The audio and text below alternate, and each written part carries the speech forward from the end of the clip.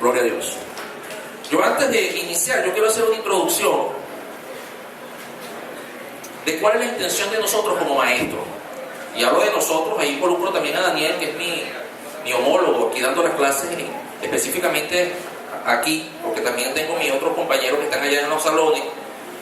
Y yo quiero transmitirle algo, hermano.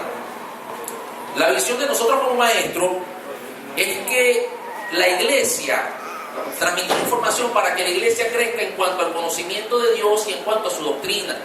Que todos nosotros, todos los que estén aquí, sepan discernir claramente cuando algo es de Dios y cuando no lo es. Especialmente en este tiempo, que se están enseñando muchas cosas que no son, como les dije, pues, que no son verdad, que no están fundamentadas en la Biblia, sino que están fundamentadas en filosofías de hombres, en filosofías satánicas. Se enseña metafísica, y ahorita vamos a hablar en cuanto a esto. Tenemos que tener el discernimiento de espíritu, el discernidor prendido, pero la única manera de que ese discernidor, por desarrollar ese término, esa capacidad de poder discernir toda esa información, es cuando nosotros alimentamos nuestro corazón, nuestra mente con la palabra. Desafortunadamente vivimos tiempos donde todo es, a nosotros nos entretiene. Pasamos horas delante del Facebook, pasamos horas, podemos ver tranquilo una película que dure 3 horas sentado, recibiendo información que no nos nutre el espíritu. Podemos estar tranquilos en un cine y todas esas cosas han venido afectando a la iglesia en los últimos tiempos, porque simplemente no están pasando tiempo en la presencia, no estamos pasando tiempo en la presencia de Dios y como dijo Daniel la semana pasada, es más fácil para nosotros una hora, no sé, prender el enlace, dejarlo prendido y escuchar lo que él se está enseñando, o prender la radio y tomar como cierto, sin escudriñar las escrituras, sin filtrarlo por la palabra, y tomamos como cierto todo lo que allí se está hablando, porque lo diga Cash Luna, o porque lo diga el apóstol Maldonado, o porque lo diga Rodney Chávez, o porque lo diga tal o cual persona. Entonces nosotros no nos esforzamos para filtrar o cuestionar lo que cualquiera de estas personas pueden estar enseñando. Por supuesto, eso nos ha llevado también a lo que es la apostasía, y porque se está enseñando tantas cosas mal. Yo recuerdo hace, no sé, 7 años, 10 años, estaba en El Salvador un miércoles en la oración en el culto de oración, y leyeron este fragmento de la Biblia. Romanos capítulo 12, versículos 6 y 7 dice: de la manera que teniendo diferentes dones según la gracia que nos es dada, si el de profecía, úsese conforme a la medida de la fe; si el de servicio, en servir; o el que enseñe en la enseñanza. Cuando yo escucho ese fragmento, el que enseña en la enseñanza, a mí, hermano, a mí me habló directamente el Señor. Como que me echaron en el espíritu, no sé, me entró algo. Y ahí me di cuenta de que mi responsabilidad dentro de la iglesia es dedicarme a la enseñanza, como maestro. Ese es mi ministerio, ese es mi don. Me siento como pez en el agua dando clases. Más que predicador, soy maestro, expositor, apologista, que defiende la doctrina. Me considero, o nos consideramos, hablo también en nombre de Daniel, como atalayas, como guardianes. Somos duros al momento de criticar algo cuando consideramos a la luz de la palabra que no está correcta. Cuando yo recibo esto, Dios me dice: tú vas a ser maestro, ok, chévere, pero también me muestra cuál es el corazón de un maestro. Él me hace entender que existen 3 tipos de maestros o 3 tipos de profesores, no solamente dentro de la iglesia, sino a nivel, en todos los aspectos. Maestros en las universidades, en los liceos. Existen 3 tipos de maestros. El primero es el asalariado. El primero son esos jóvenes que entran en el pedagógico y se ponen a estudiar como maestro. Es porque es más fácil entrar a estudiar esa carrera, porque por ahí pasa todo el mundo, pues. Voy a estudiar en el pedagógico y me voy a ir por educación física porque es fácil, pero no tienen la vocación de ser maestro. Entonces estos muchachos se gradúan con un promedio, llegan a dar clases, pero ellos lo que están pendientes es de un 15 y de un último. Están pendientes de sus vacaciones, están pendientes de sus pasivos laborales, están pendientes de sus utilidades, de su IPAME, y están dando clases y están pensando cuando sean jubilados. A ellos no les interesa que los alumnos aprendan. Son ese tipo de profesores que uno los ve por ahí. Ay, mira, ese me dio clase a mí de matemáticas cuando yo estaba en el liceo, pero no dejan huella en la vida de los alumnos. Está el otro tipo de profesor, que es el abstancioso, el egocentrista, que son los que sacan esos doctorados y esos diplomados y se paran a dar sus cátedras y hablan tan técnicamente que nadie les entiende. Ellos, su intención es que los demás vean que ellos saben mucho.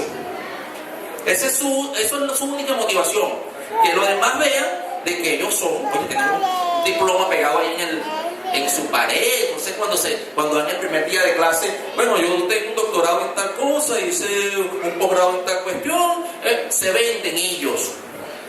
Son esos profesores que nadie quiere pasar por esa materia cuando está en la universidad. Son profesores filtro. Oye, que son amargados, son autosuficientes, prepotentes. Bueno, ese tipo de profesor.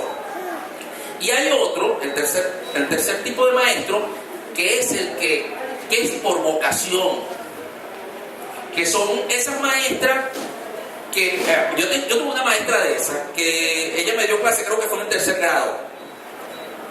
Sexto grado me dio clase. Y yo fui a buscar una nota certificada un poco de años después, se acordó de mi nombre. Y yo me acuerdo de ella. Son esas maestras o maestros que lo que hacen, aman lo que hacen. Forman a sus alumnos. Están pendientes de que aprendan. Si tienen que reprobar, o lo reprueban. Si tienen que pasar horas para que el muchacho aprenda, ahí está.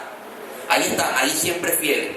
Y son esos profesores que cuando uno crece, generalmente algunos de sus alumnos, después que se gradúan, le llevan el título y le dicen: oye, gracias, profe, gracias por darme aquellas palabras, porque dejaron una huella indeleble en la vida de esa persona.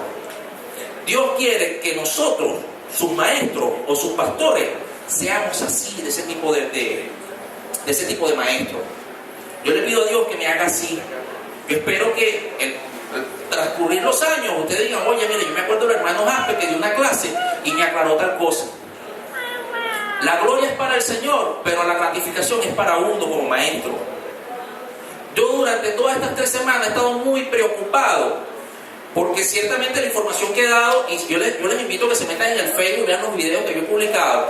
La información que he dado es información muy pesada, a veces difícil de entender. Dígame cuando estábamos sacando la cuenta de las 70 semanas, que hay que convertir los días lunares, el calendario lunar en calendario solar, para que tienen que restar, dividir, multiplicar. Es un tanto engorroso y difícil, pero mi intención es que ustedes estén claros en los acontecimientos, estén claros en lo que yo estoy enseñando.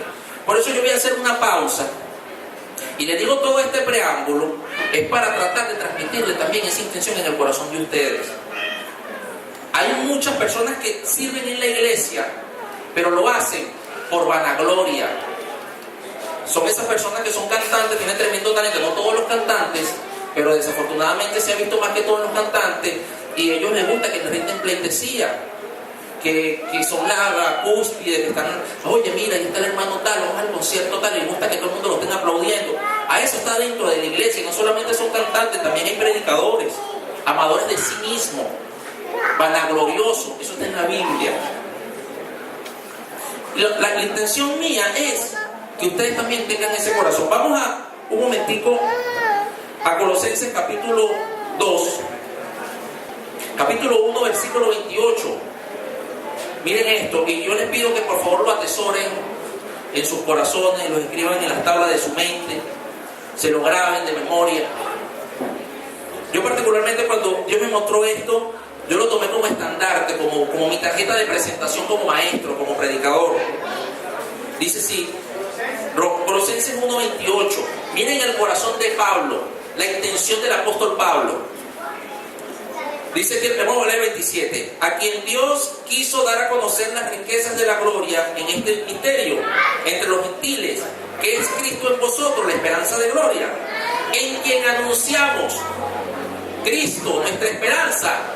Pablo lo anunciaba, amonestando a todo hombre y enseñando a todo hombre en toda sabiduría, a fin de presentar perfecto Jesús, a fin de presentar perfectos en Cristo Jesús a todo hombre. Lo voy a parafrasear.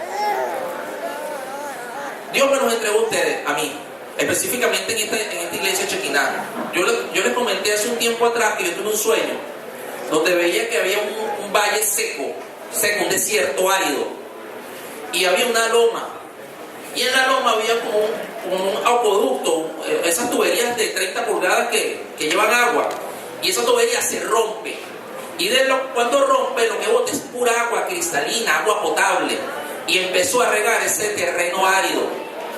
Del terreno árido empezó a brotar hierba verde, pasto fresco, y venían muchos animales a comer ese pasto. Luego se empezó a hacer como una especie de playa, y donde estaba el pastor Tony en una tumbona, como en esas perezosas, sentado, pero él estaba sentado, era por los problemas de su rodilla. Él estaba coordinando todo. Estaba el pastor Carlos a un lado en pie, y estábamos mi hermano Ix, estaba mi persona, mi hermano Ix, Leonardo y otra persona que no recuerdo. Estábamos juntos, así pegados, y entrábamos a esa playa que se estaba haciendo, absorbíamos agua, íbamos a la parte más seca y echábamos toda esa agua que absorbíamos. Veníamos otra vez, absorbíamos e íbamos.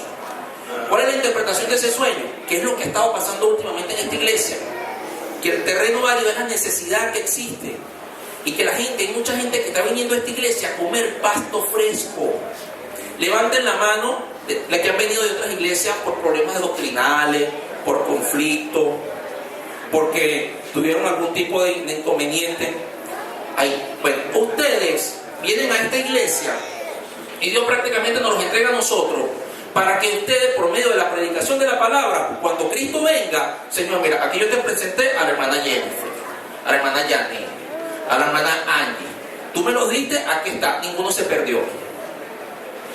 Trabajé para que ellos sean perfeccionados en la doctrina, para que no caigan en el error, para que crezcan en cuanto al conocimiento. Aquí está, ellos son mi gloria. Ese era el corazón del apóstol Pablo. Y afortunadamente le doy gloria a Dios, porque todo esto es por gracia, no es porque nosotros seamos superdotados. Dios colocó ese mismo corazón en nuestros pastores y en sus líderes. Y yo quiero que también ustedes tengan ese mismo corazón. Por eso les estoy dando esta información y hago este preámbulo, porque me preocupa, hermanos, porque estamos viviendo tiempos extremadamente peligrosos. Ya yo sé que yo parezco hasta paranoico, ya yo parezco un exagerado. Oye, pero pégame demonios en todos lados. No es que vea demonios en todos lados, sino que me metí a estudiar y me he dado cuenta cuánta locura y cuánta cosa extraña se está enseñando. Y son nuestros becerros de oro los que están, esos principales pregoneros. Hombres famosísimos que salen en enlace y por la radio nos están dando veneno, cianuro. Están enseñando metafísica, filosofías huecas de hombre. Ya, vamos a entrar en tema. Perdón, que necesitaba decir esto, porque considero que es importante. Ok, la visión de Pablo. A modo de... ¿Qué hora es? 20 minutos, 25 minutos. A modo de resumen de las clases anteriores les hablé acerca de Daniel, la visión que tuvo Daniel de la imagen con cabeza de oro, los brazos de plata, los muslos de bronce y las piernas de hierro y los pies de barro con hierro. Eso hablaba acerca de los imperios que estaban gobernando toda la historia del mundo. Y hay una información que les traigo nueva. Hablamos de que la cabeza de oro era el imperio babilónico con Nabucodonosor, los brazos de plata era el imperio medo-persa, el imperio medo-persa, los muslos de bronce era el imperio de Grecia con Alejandro Magno a la cabeza, y las piernas de hierro era el imperio romano. Faltan son los pies de hierro con barro, que es el gobierno del anticristo, que es el último. Pero ustedes se preguntan, si nosotros analizamos, ok, ciertamente están todos esos imperios, pero ¿dónde queda el imperio americano? ¿Dónde quedan los gringos? ¿Dónde quedan los europeos? ¿Dónde quedan específicamente los americanos? ¿Dónde están en la Biblia? ¿Por qué no aparecen en la Biblia? Porque el imperio americano, por decirlo así, el imperio, o los Estados Unidos de Norteamérica, que son los que gobiernan el mundo, ellos son una extensión del imperio romano. Me explico. Su sistema de gobierno, que es democrático, ¿dónde nació ese sistema de gobierno? ¿Alguien estudió derecho aquí? ¿Perdón? Sí, exacto. Ellos son colonizados por los ingleses. por los ingleses. Pero ¿dónde nace la doctrina democrática? Del Imperio Romano, específicamente de los griegos. Y los romanos absorbieron toda esa filosofía de que es lo que la democracia, el poder representativo, un líder que en aquel tiempo era el presidente, ahorita es el presidente, en aquel tiempo era el emperador, está la representación en el Senado.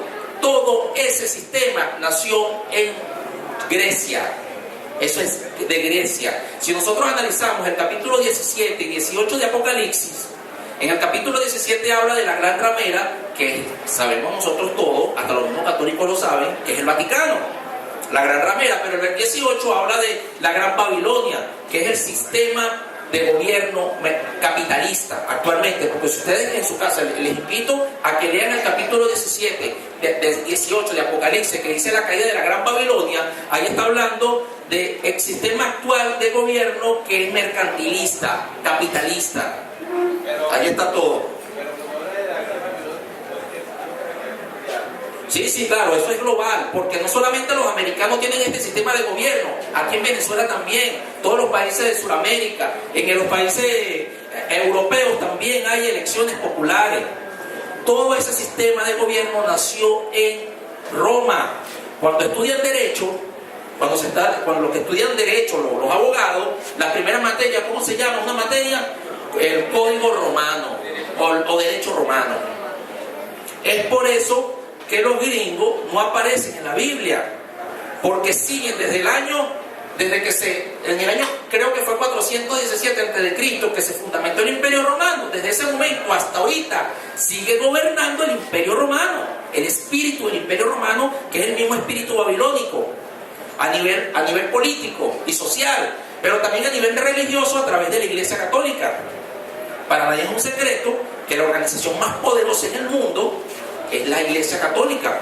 Muchos dicen, yo leí un libro hace años que hablaba acerca de las cortinas de humo, se llamaba Cortinas de Humo, que la Iglesia Católica es muchísimo más rica que los Estados Unidos, imagínense ustedes, y que guardan información clasificada, etc. Es por eso que aún sigue gobernando el Imperio Romano hasta que aparezca el Anticristo. Ok.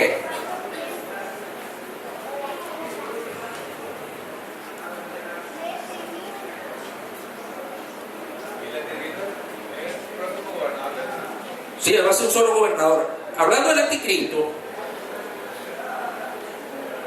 miren cómo Dios ha venido mostrando cómo va a ser el gobierno de este hombre.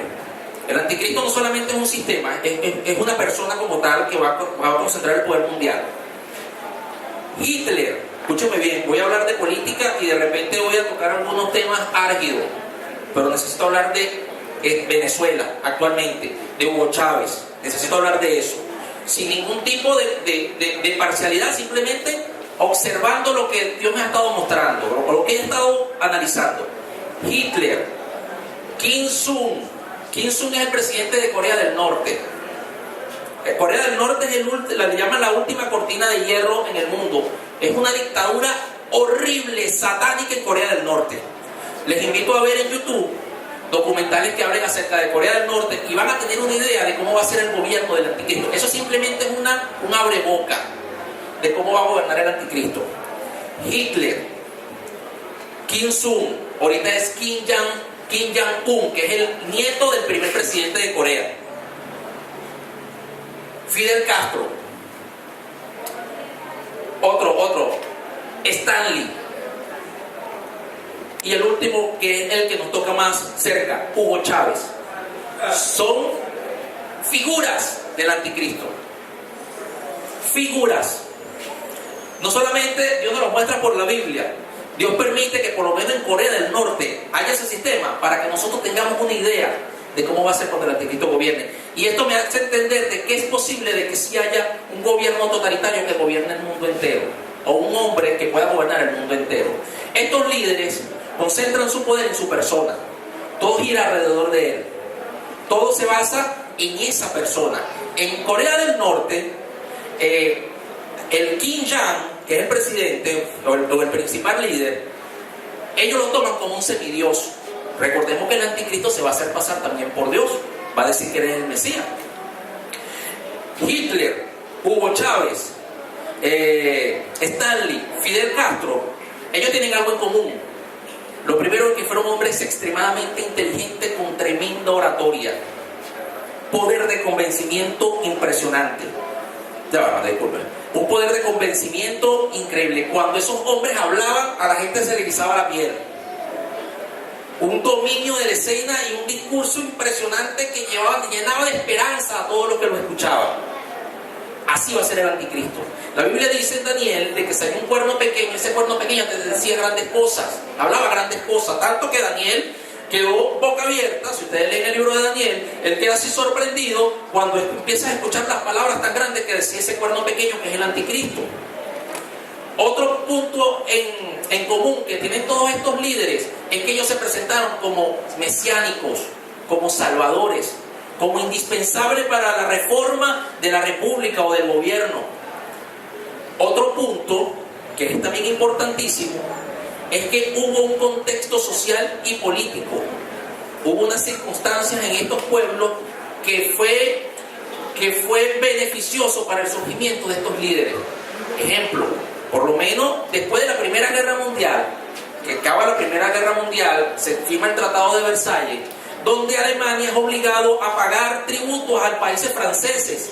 Tienen que reconstruir Francia por causa de la Primera Guerra Mundial.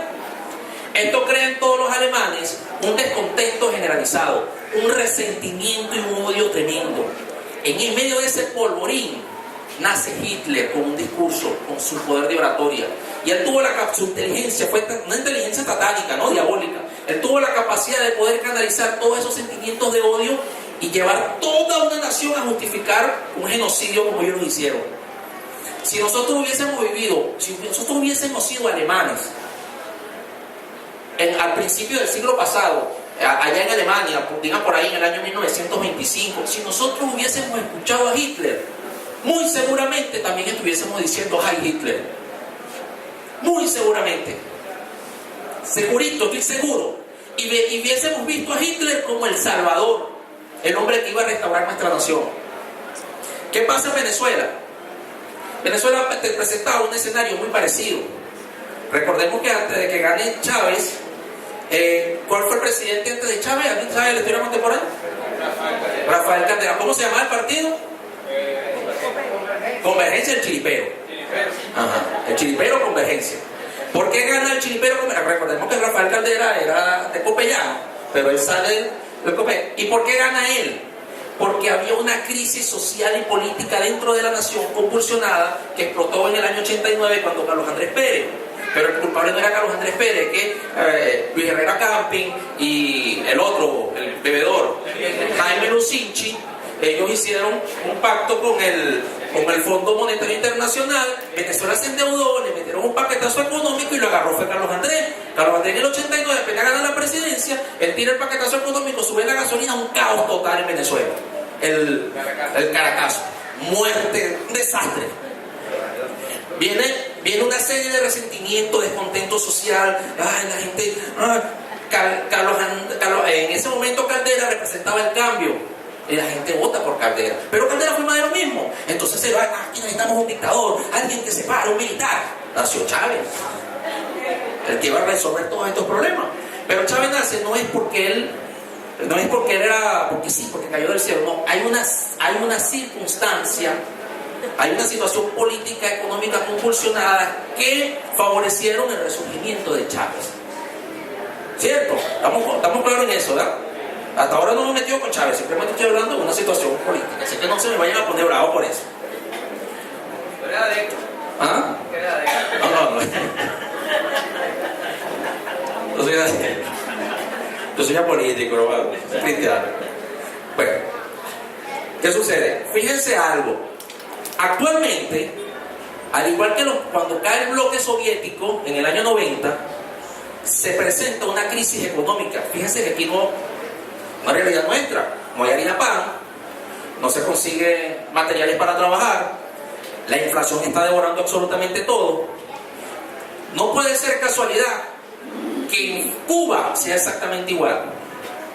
No puede ser casualidad que en Corea sea exactamente lo mismo. La gente se está muriendo de hambre en Corea porque no hay producción. todo gira alrededor de su líder. A ellos lo veneran.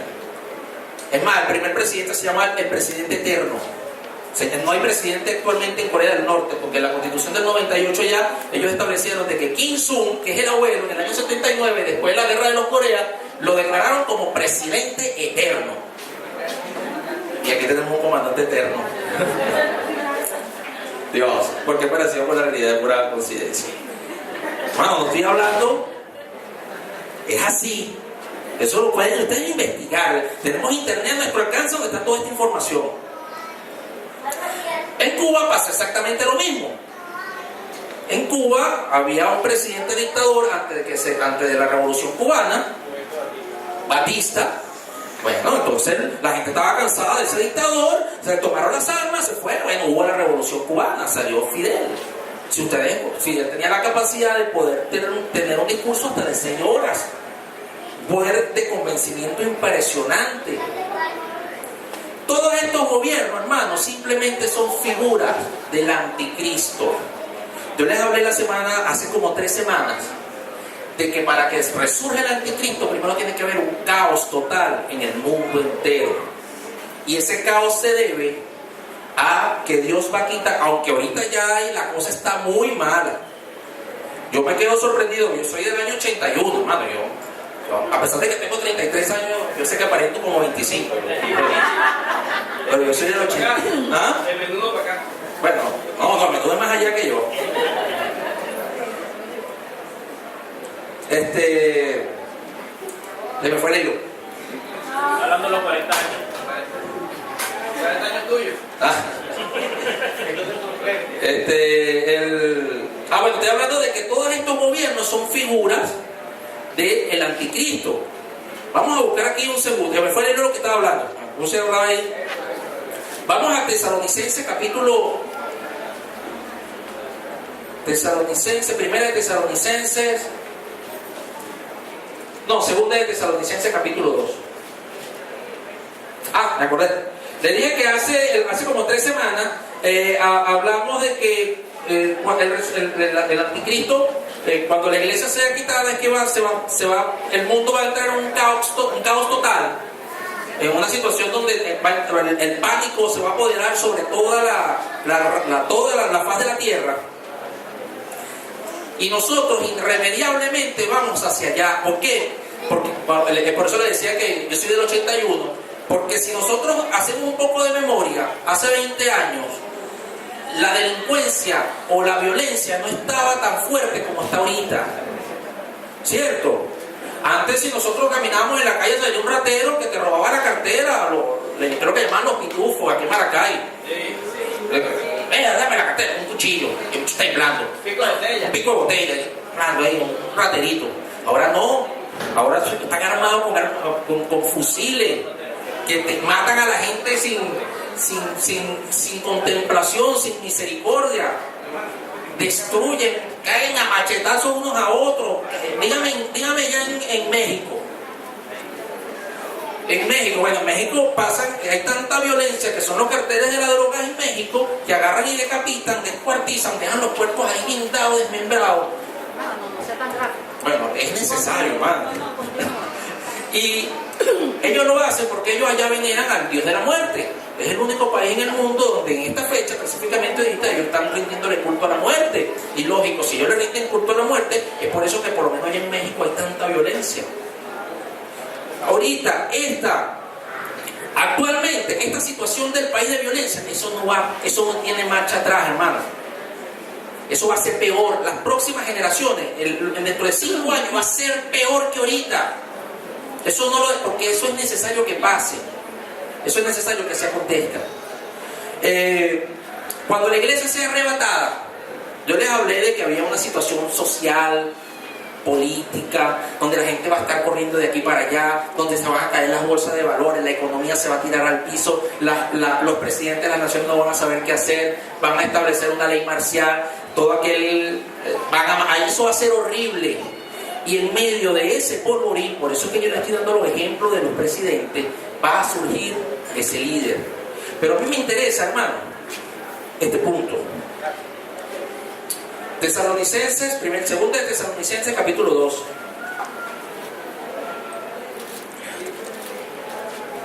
Con respecto a la venida de nuestro Señor Jesucristo y nuestra reunión con Él, les rogamos, les suplicamos, les pedimos, hermanos, encarecidamente. Eso lo digo yo, pero aquí está escrito. Os rogamos, hermanos, que no se dejen mover fácilmente de su manera de pensar, ni se conturben, ni se angustien, ni por espíritu, ni por palabra, ni por carta, como si fuera nuestra, en el sentido en que el día del Señor está cerca. Nadie os engañe de manera porque nadie les engañe en ninguna manera, porque no vendrán sin que antes venga la apostasía y se manifieste el hombre de pecado, el hijo de perdición. Primero va a venir la apostasía, después viene el anticristo y por último viene Jesucristo a destruir al anticristo. Vamos a enfocarnos a la apostasía. Miren esto. Vamos a Primera de Timoteo. Segunda de Timoteo capítulo 3 versículo del 1 al 5.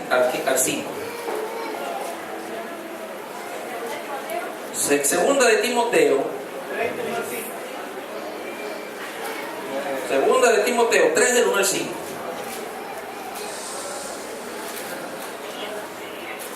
También debes saber esto, que en los postreros días vendrán tiempos peligrosos, porque habrá hombres amadores de sí mismos, avaros. Fíjense que lo que encabeza la lista es amadores de sí mismos y avaros, vanagloriosos, soberbios, blasfemos, desobedientes a los padres, ingratos, impíos, sin afecto natural, implacables, calumniadores, intemperantes, crueles, aborrecedores de lo bueno, traidores, impetuosos, infautados, amadores de los deleites más que de Dios, que tendrán apariencia de piedad, pero negarán la eficacia de ellos. A ellos se evitan. Hermano, está hablando de personas dentro de la iglesia. Cuando dice tendrán apariencia de piedad, son esos lobos rapaces disfrazados de ovejas que dijo el Señor. Aparentarán por fuera, pero su corazón es toda esta lista que yo les acabo de leer. Amadores de sí mismos, avaros, vanagloriosos. ¿Por qué estamos viviendo en tiempos peligrosos? Antes, cuando en los 300 primeros años de la iglesia, cuando se perseguían los cristianos, el diablo tenía un problema en ese momento.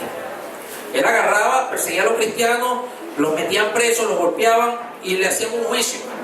Mira, ¿quién es el César? ¿O quién es el Señor? ¿Quién es Dios? ¿El César, Augusto, o Nerón, o Claudio, o Jesús? Ellos decían, Jesús es el Señor.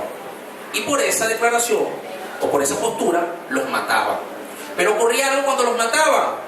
Cuando el verdugo lo tenía aquí para quitarle la cabeza,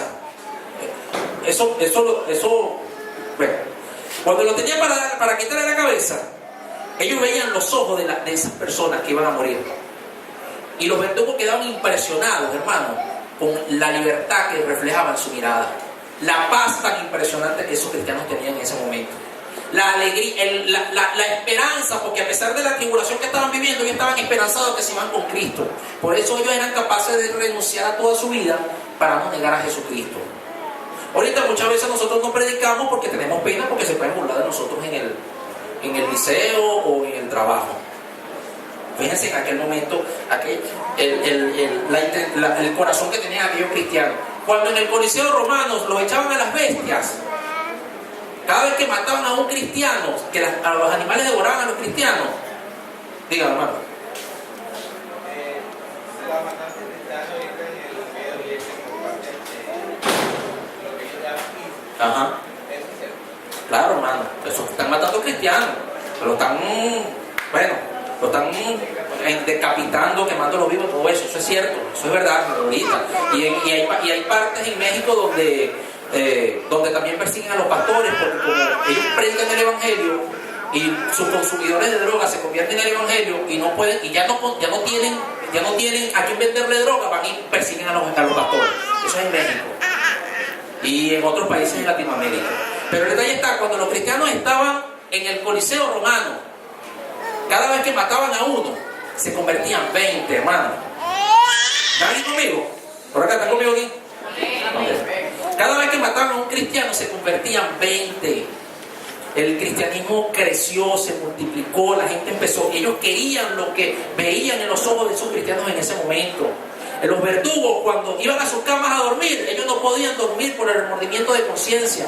Ellos quedaban impresionados con la mirada de aquello. Oye, pero ellos estaban acostumbrados a matar gente y en su mirada lo que había era pavor de los delincuentes en aquel momento. ¡No me mate! Y ¡pam! Lo mataban. Y lo que veían en la mirada de estas personas, o sea, de los delincuentes, era terror, pánico, pero cuando mataban a los cristianos era otra cosa.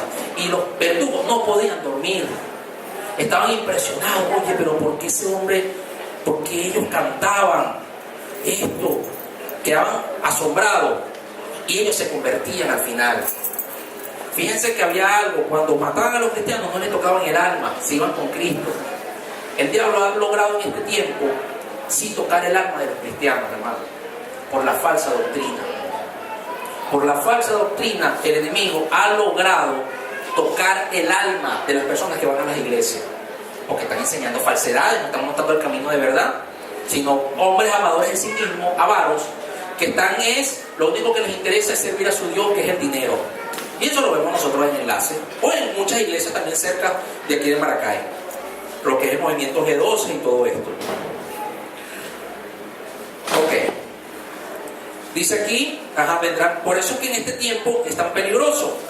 Vamos un momentico a 1 de Timoteo, capítulo 4, versículo 1. Una hoja hacia atrás.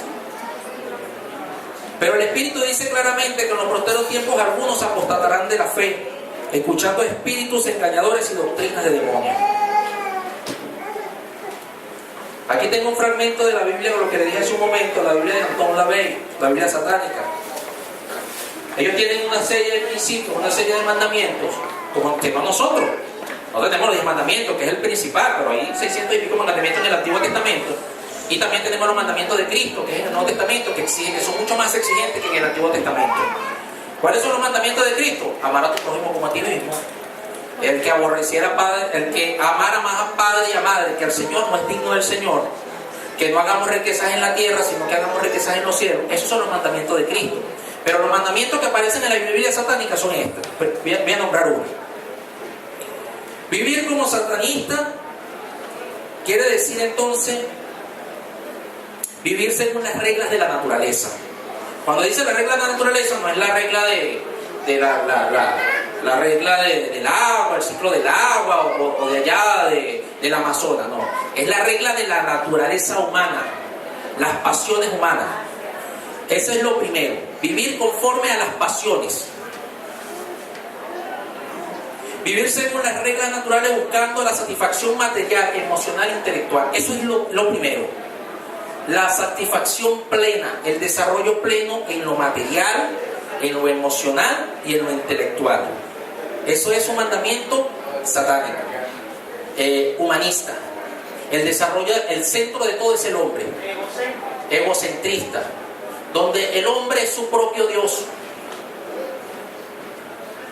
¿Qué es lo que dice la Biblia al respecto? Por favor, ayúdenme, alguien me ayude, me busque Efesios capítulo 4, Daniel, búscalo tú, Efesios 4 del 17 al 19. Roselis. Efesios 4 del 17 al 19. Primera de Juan, tú, Roselis. 2 del 15 al 17. ¿Y quién quiere leer Romanos 12:2? Una mano. Okay. Daniel, Efesios 4 del 17 al 19. Dice: esto pues digo y requiero en el Señor, que ya no andéis como los otros gentiles que andan en la vanidad de su mente, teniendo el entendimiento entenebrecido, ajenos de la vida de Dios por la ignorancia que en ellos hay, por la dureza de su corazón, los cuales, después que perdieron toda sensibilidad, se entregaron a la lascivia para cometer con avidez toda clase de impureza. Mientras que la primera ley de esta Biblia dice, o sea, la de Anton LaVey dice, alcanzar la satisfacción plena, emocional, material e intelectual, la Biblia me dice que yo no debo conformarme a este tipo de filosofía. Dice así el versículo 17: esto pues digo y requiero en el Señor, que no andéis como los otros gentiles, o como la gente que no tiene a Cristo, que andan en la vanidad de su mente, en su mente hueca, porque lo vano significa vacío, hueco, que andan en sus propias pasiones, no se amolden a eso. Primera de Juan 15 al 17. No ames al mundo ni las cosas que están en el mundo. Si alguno ama al mundo, el amor del Padre no está en él. Porque todo lo que hay en el mundo, los deseos de la carne, los deseos de los ojos y la vanagloria de la vida, no proviene del Padre, sino del mundo. Y el mundo pasa, y los deseos y sus deseos, pero el que hace la voluntad de Dios permanece para siempre. Amén. No améis al mundo. No amemos, quiere decir, no veas la filosofía o no veas el mundo. No vivamos en esta tierra como que si nosotros vamos a vivir eternamente. Aunque ciertamente nosotros tenemos necesidades, estamos en el mundo, no pertenecemos al mundo, pero no tenemos que tomar ese tipo de filosofía. Romanos 12, 2. Ajá. Y no os conforméis a este mundo, sino transformaos mediante la renovación de vuestro entendimiento, para que podáis comprobar cuál es la voluntad de Dios, que es buena, agradable y perfecta. Amén. Amén. ¿Escucharon, hermano? ¿Cómo dice? ¿Cómo dijo el texto? No se conformen a este mundo. No tomen la forma de este mundo. Ahora, muy bien, nada más cité 3 textos. Hay otros en Lucas, hay otros en los Proverbios que dicen: no te afanes por hacerte rico, porque las riquezas nada son. Ahora pregunto, hermano, y voy a tocar un becerro de oro, y yo también, ese también era mi becerro de oro. Cuando nosotros escuchamos a Cayo Luna todos los días, a las 10 de la mañana, a las 6 de la tarde y a las 10 de la noche, su intención es, lo último que yo he escuchado, ¿no?, sus expresiones, es que tú eres hijo del rey, pídele que él te va a dar todo lo que tú quieras. ¿Quieres casa? Pídeselo. ¿Quieres trabajo? ¿Quieres ser gerente? Pídeselo. Arrebátaselo. Toman esos términos. Estás en tu derecho. Decláralo. Tómalo. Ahora pregunto, ¿no es una filosofía humana allí? ¿No está metido una verdad con una mentira? Me explico. La Biblia no dice de que no amemos al mundo, que no nos afanemos, sino que dediquemos, hagamos riquezas en los cielos. Pero aquí me está enseñando, hermano, cuando usted escucha ese tipo de mensaje, apela a la avaricia del corazón del oyente. Apela. Nosotros tenemos un gen peligroso que es la avaricia y la codicia. Todos queremos ser ricos. Y anula la voluntad de Dios. Y anula la voluntad de Dios. Todos queremos ser ricos, todos queremos carro. Pero una cosa es lo que yo quiero, otra cosa es lo que quiera Dios. Muchas veces esos deseos mundanos nos apartan de la voluntad de Dios y nos impide servirle. ¿Cuántas veces nosotros nos hemos dejado de congregarnos para tomar un trabajo donde sacrificamos el tiempo con la familia, donde sacrificamos el tiempo en la iglesia, el servicio, donde sacrificamos nuestros propios principios para alcanzar más dinero? Cuando el diablo tentó a Jesús, dime, Daniel. Quiero intervenir un momento, porque es importante que sepamos o que entendamos. Yo estoy viendo claramente la intención de esta comparación que está haciendo Edgar de la Biblia esta satánica versus lo que enseña la Biblia que nosotros tenemos.